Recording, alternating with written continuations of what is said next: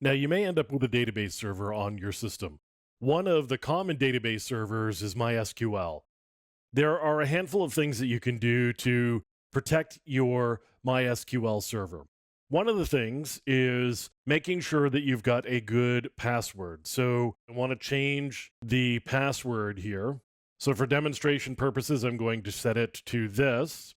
It's going to ask me for the existing password of the root user so that we can get access to the database and we can update the appropriate tables. So now I've just changed the password. Let's get into the database here. I'm going to use the root user and then I'm going to have it prompt me for the password that I just set.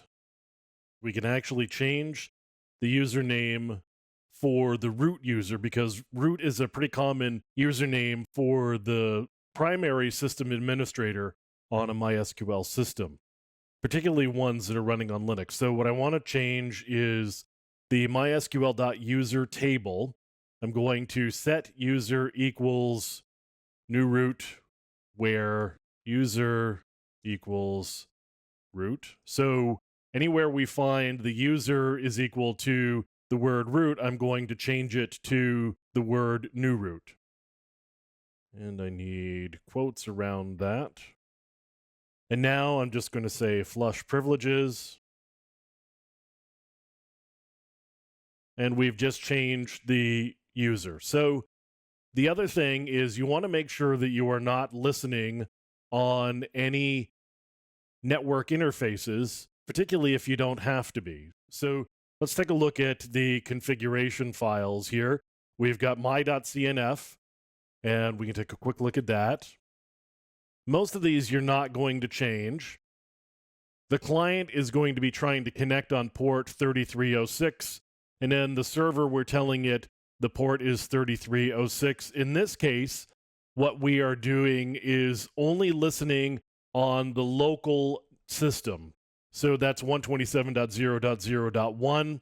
That's generally considered safe. You can't get to it remotely. So if this were to say bind-address equals asterisk or have an external IP address, that would be considered something that wouldn't be a great idea. Most of the rest of these are going to be okay. Of course, you can make logging changes if you want to get more log entries so that you can do auditing, for example, or if you want to be looking at things like doing log watch, or maybe having a longer historical view of what's going on your MySQL system. So, of course, you can use SSL in order to protect your network. You could also use a shroot if you wanted to lock your MySQL server instance down to a particular interface. That's not always necessary, particularly if you're only listening on your local host network. So right here, we've actually set a password, and this is going to override the other configuration file here.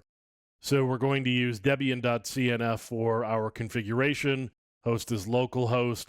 Client is going to specify a different user, and it's going to have that for our password. Of course, the password is in clear text. That's not always a great idea, but it is a strong password. And as you can see, you've got to be root in order to get access to that particular configuration file.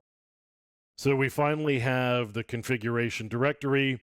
And in this case, we've got a safe syslog configuration. And right here, all it says is it's got a syslog configuration setting. So for the safe MySQL we're going to do syslog.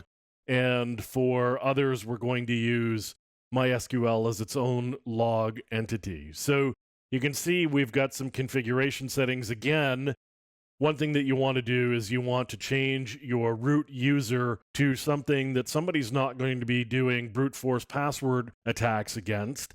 If I've already got a username, all I've got to do is continue to try passwords against it, and eventually I may be able to guess your password.